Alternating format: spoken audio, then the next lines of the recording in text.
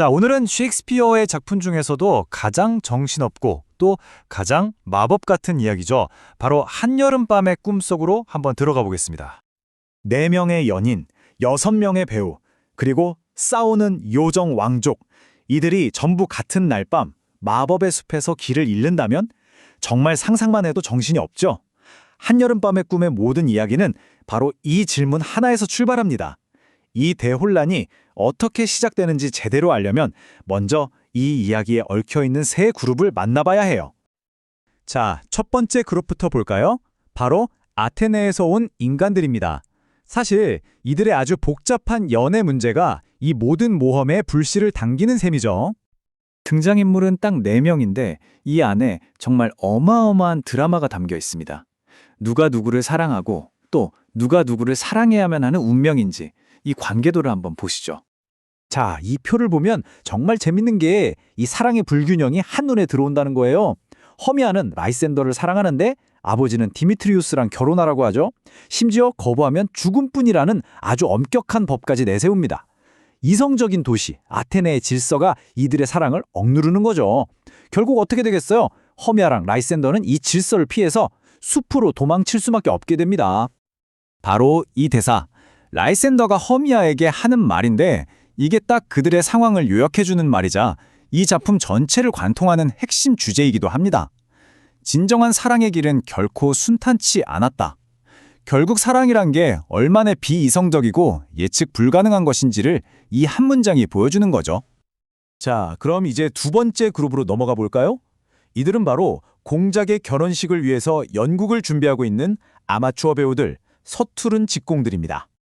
이들이 고른 연극 제목 한번 보세요. 피라무스와 티스베의 가장 통탄할 시극과 가장 잔인한 죽음. 이름만 들으면 엄청난 비극인데 문제는 이 배우들이 너무 진지해서 오히려 웃기다는 거죠. 관객 입장에선 이게 완전 코미디가 되는 거예요. 그리고 진짜 중요한 건 이들도 하필이면 그 혼돈의 숲에서 리허설을 하기로 했다는 겁니다. 벌써부터 뭔가 꼬일 것 같죠? 이 대사 하나만 봐도 이 극단의 분위기를 알 수 있죠. 특히 그룹에서 자신감 하나는 제일인 닉 버텀의 성격이 그대로 드러납니다. 주인공 피라모스, 여주인공 티스베, 심지어 사자까지 모든 역할을 자기가 다 할 수 있다고 믿는 정말 대단한 인물이에요. 자, 이제 세 번째, 그리고 마지막 그룹을 만나볼 시간입니다. 바로 이 숲의 주인이자 진짜 마법과 혼동을 만들어내는 강력한 요정들이죠.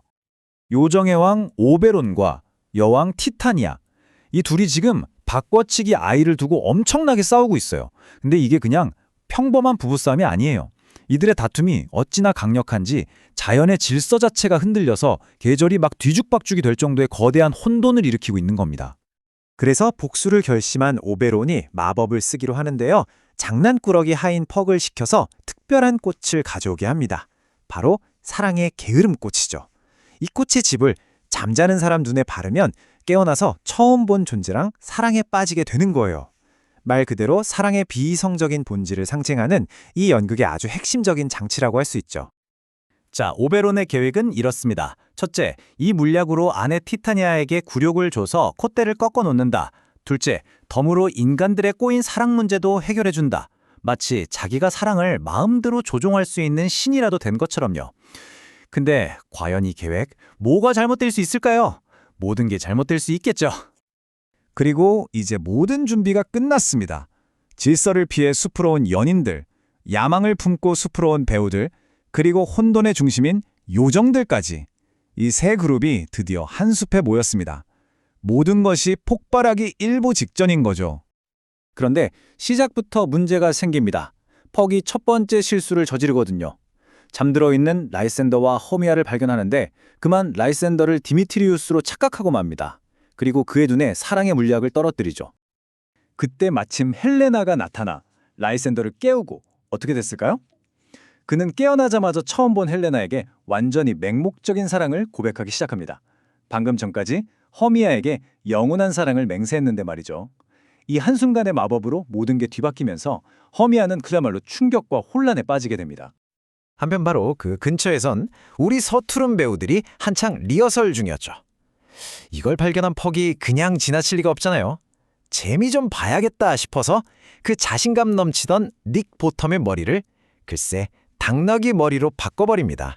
친구들은 그걸 보고 기겁해서 비명을 지르며 도망가는데 정작 당사자인 보톰은 어떨까요? 언제나처럼 자신감이 넘쳐서 자기 얼굴이 흉측하게 변하는 건 전혀 눈치채지 못합니다. 그저 친구들이 자기를 놀리려고 장난치는 거라고 생각하죠. 정말 대단한 긍정성이죠. 그리고 바로 그 순간 오베론의 주문에 걸렸던 요정 여왕 티타니아가 잠에서 깨어납니다. 그리고 그녀의 눈에 처음 들어온 건 바로 당나귀 머리를 한 보텀이었죠. 그녀는 그에게 첫눈에 아주 완전히 반해버립니다. 세상에서 가장 우아한 요정 여왕과 가장 우스꽝스러운 당나귀 머리 인간의 만남, 현실과 환상의 경계가 완전히 무너지는 이 연극의 가장 상징적인 장면이 탄생하는 순간입니다. 자, 퍽의 첫 실수를 만회하려고 이번엔 오베론이 직접 디미트리우스의 눈에 물약을 바릅니다. 그랬더니 그가 깨어나자마자 헬레나에게 사랑을 고백하죠. 이제 상황이 어떻게 됐냐면 두 남자가 한 여자를 두고 싸우게 된 거예요. 근데 정작 그 사랑을 받게 된 헬레나는 이게 다 자기를 놀리는 장난이라고 생각하고 반대로 모든 사랑을 받던 허미아는 한순간에 버림받습니다. 이건 뭐 완전 난장판이죠? 이렇게 내 연인이 사랑 때문에 울고불고 싸우는 이 아수라장을 지켜보던 퍽이 이 연극에서 가장 유명한 대사를 툭 던집니다. 주여, 이 인간들은 얼마나 어리석은가! 이건 단순히 퍽이 이 상황을 즐기는 걸 넘어서요. 사랑이라는 감정 앞에서 인간이 얼마나 어리석고 변덕스러워질 수 있는지에 대한 셰익스피어의 아주 날카로운 한마디이기도 합니다. 자, 이렇게까지 엉망진창이 된 상황. 이 마법 같은 대혼란은 과연 어떻게 해결될 수 있을까요? 다행히 새벽이 되면서 오베론과 퍽이 모든 걸 제자리로 돌려놓습니다. 오베론은 원하던 아이를 얻고 티타니아와 화해하고요. 퍽은 라이센더의 마법은 풀고 디미트리우스의 마법은 그대로 둡니다. 그 결과 연인들은 이제 완벽한 짝을 찾게 되죠. 심지어 우리 직공들도 무사히 돌아와서 공작의 결혼식에서 그 엉망진창이지만 멋진 연극을 공연하게 됩니다. 숲에서의 하룻밤 혼돈이 지나가고 마법의 힘으로 모두에게 더 행복한 새로운 질서가 찾아온 셈이죠. 그리고 연극의 가장 마지막, 퍽이 무대 위에서 객석의 우리에게 직접 말을 겁니다. 혹시 이 이야기가 마음에 안 들었다면 그냥 다 꿈이었다고 생각하라는 거죠. 여러분이 잠시 졸다가 꾼 한여름밤의 꿈이었다고요. 현실과 환상, 이성과 광기, 그 모든 경계를 허물어버리는 이 마지막 말이야말로 정말 잊을 수 없는 이 마법 같은 밤에 대한 가장 완벽한 마무리가 아닐까 싶습니다.